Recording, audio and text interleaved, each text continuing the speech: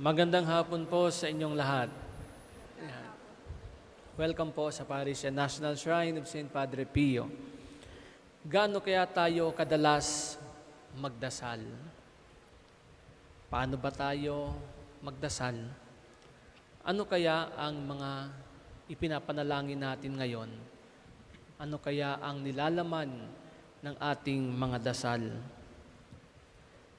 Sa ating ebanghelyo, tinuturuan tayo ng ating Panginoong Hesus kung paano magdasal. At pamilyar tayo sa dasal na iyan, yung dasal nating Ama namin.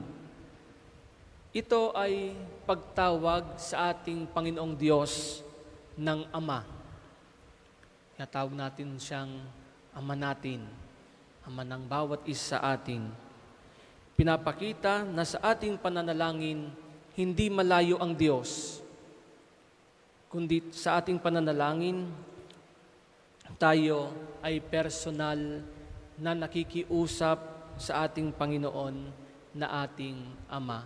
Hindi lamang tayo bigkas-bigkas ng mga salita o salita tayo ng salita, kundi tayo ay nakikiusap sa ating Ama bilang kanyang mga anak. At hayaan niyo pong pagnilayan natin at ang tatlong katangian ng ating Panginoon bilang isang Ama. At nakakatuwa po, may mga tatay po dito. Tingnan niyo rin po ang inyong sarili kung nagagampanan niyo po ang mga tungkulin ng isang Ama. Tatlo lamang po ito. Una, God is our guide. Bilang Ama, siya ang ating gabay. Siya dapat ang ating pinakikinggan. Alam po natin sa bahay, ang may boses, dapat ay ang Ama. Siya ang nagdidisiplina, siya ang nagtuturo, siya ang gumagabay sa kanyang pamilya, sa kanyang mga anak. Tungkulin ng Ama na gabayan ang kanyang mga anak.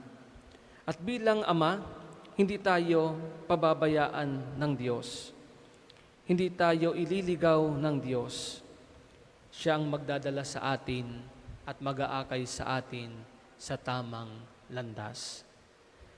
Ikalawa, God is our protector. Bilang Ama, siya ang ating tagapagtanggol.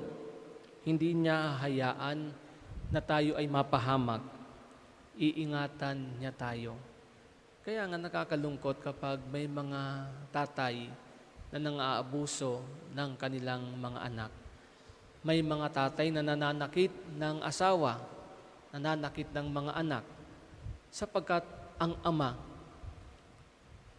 ay dapat nag-iingat sa kanyang pamilya. Pinoprotektahan niya ang kanyang pamilya. At ang ating Panginoon ay iniingatan tayo sa lahat ng panganib. It is not only our physical lives He wants to preserve. He is also the protector of our souls.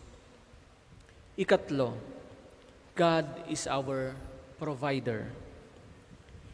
Bilang Ama, tinutugunan niya ang ating mga pangangailangan. Hindi lamang pangangailangan natin sa pagkain o mga material na bagay, kundi ang lahat nating pangangailangan.